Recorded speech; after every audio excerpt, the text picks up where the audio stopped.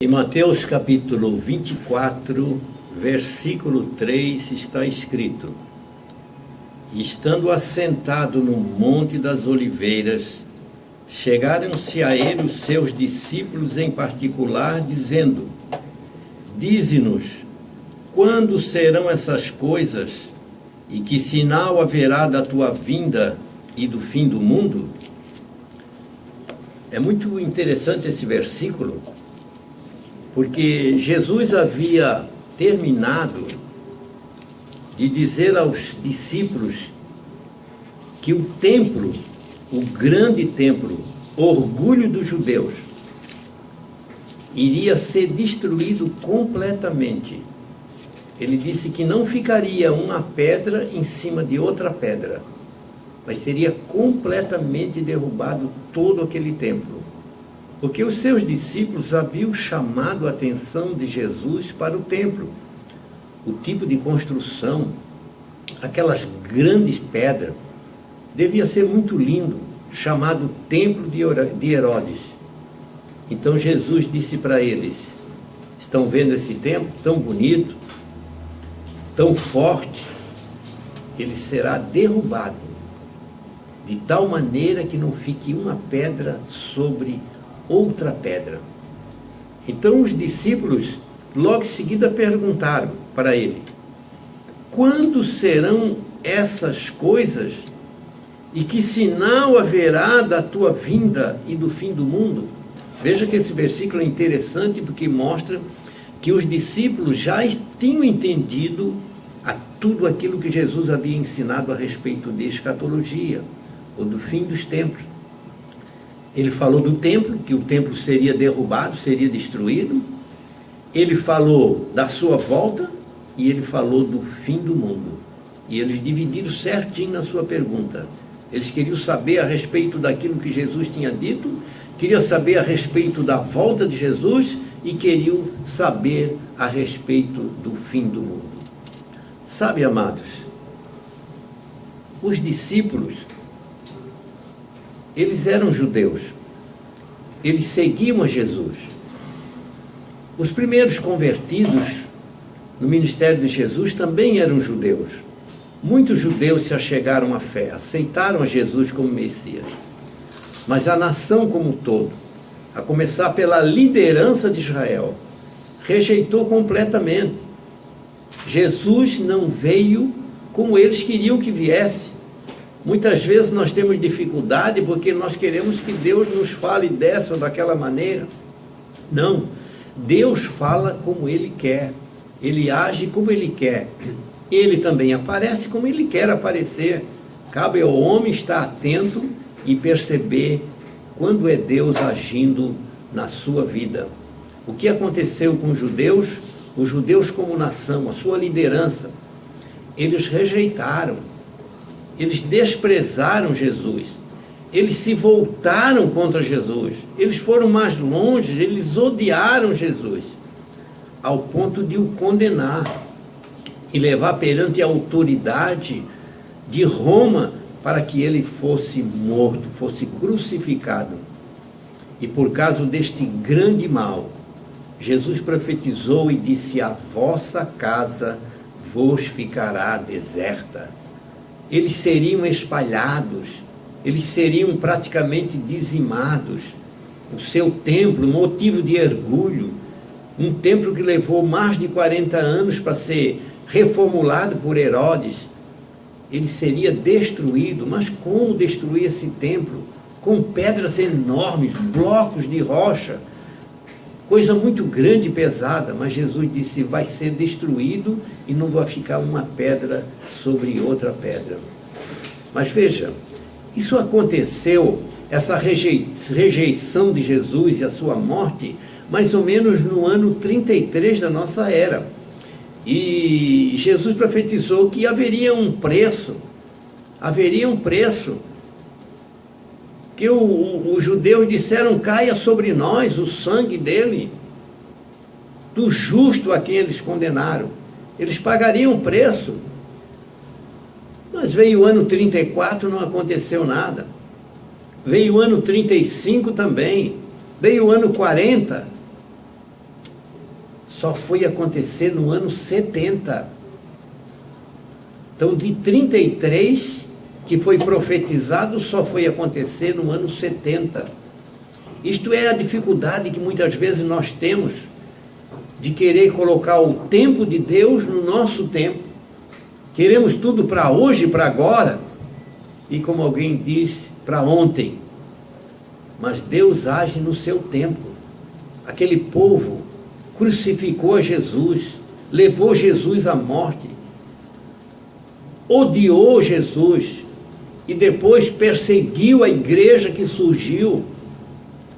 Os discípulos, os apóstolos foram perseguidos, foram massacrados. Tiago foi o primeiro mártir a morrer. Muitos morreram. Eles continuaram nessa saga. Mas, Senhor, e aquela promessa que o Senhor interviria, que eles iriam pagar, eles também não aconteceu nada com eles. Passou 10 anos, 20 anos, 30 anos, ainda não tinha acontecido. Mas no ano 70, finalmente, no tempo de Deus, não no tempo do homem, Roma marcha contra Jerusalém, cerca a cidade, toma a cidade, mata muitos judeus, uma mortandade muito grande, e destrói o templo. Eles colocaram fogo. Conta-nos a história que havia muito ouro ali naquele templo. As peças eram de ouro, muitos artefatos de ouro, peças grandes de ouro. E como eles botaram fogo, esse ouro derreteu. Então eles não queriam perder nada de ouro. E por isso eles foram tirando blocos de pedra um sobre o outro para aproveitar todo o ouro derretido que havia escorrido para as fendas da rocha. E como Jesus disse, não ficou pedra sobre pedra.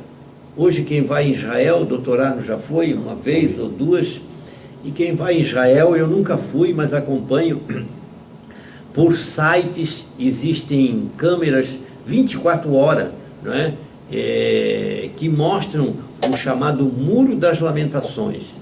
A pessoa vê um muro, mas aquele muro não faz parte do templo.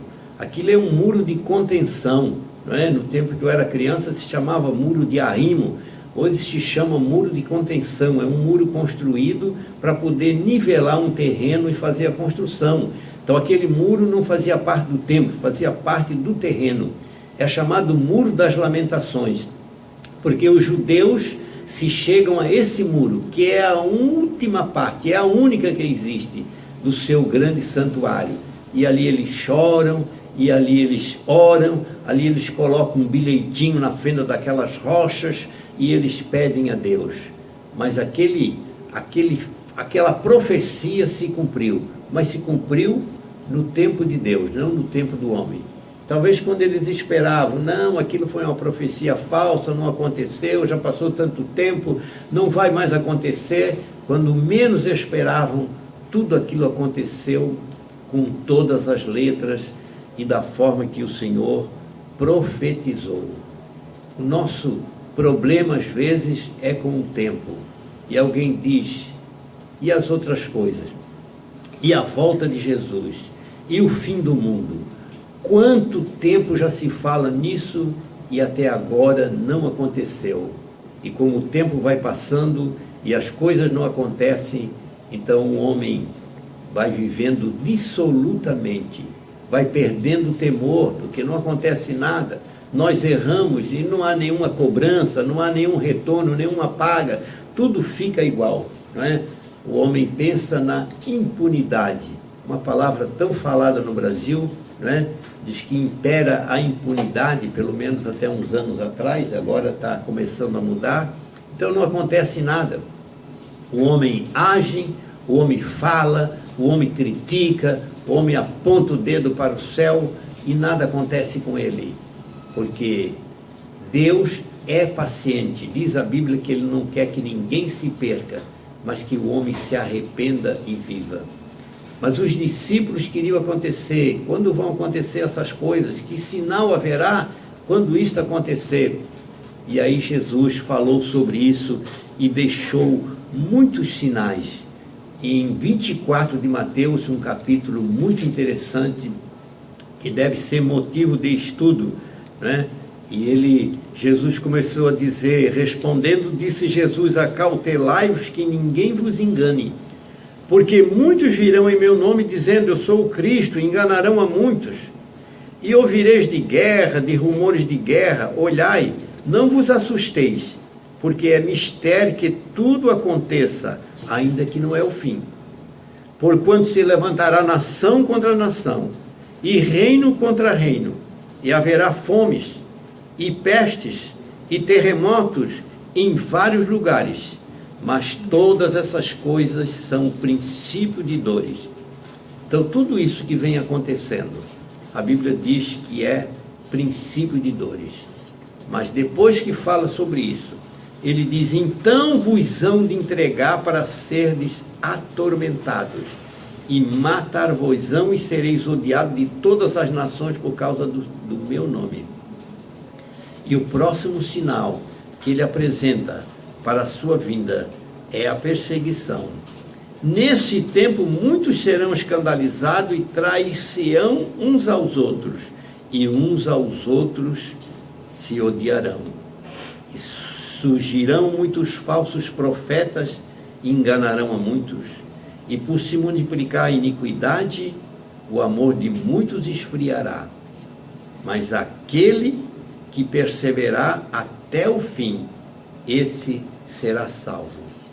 Então, para a segunda pergunta que eles fizeram, Jesus deu os sinais. Que sinais eles perguntaram? O sinal é a perseguição. E aqui, junto com essa profecia, já diz que muitos vão se escandalizar, nem todos vão suportar. Porque é muito fácil servir a Deus quando todos te aplaudem, quando todos te elogiam, quando não há nada a perder. É muito fácil.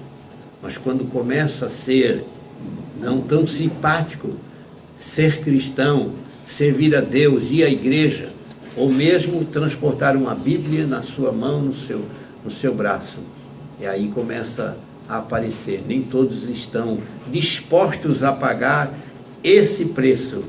E diz assim, mas aquele que perseverar até o fim, esse será salvo. E agora vem mais dois indícios de quando será o fim. Mas este evangelho diz, do reino será pregado em todo o mundo, em testemunho a todas as nações, e então virá o fim.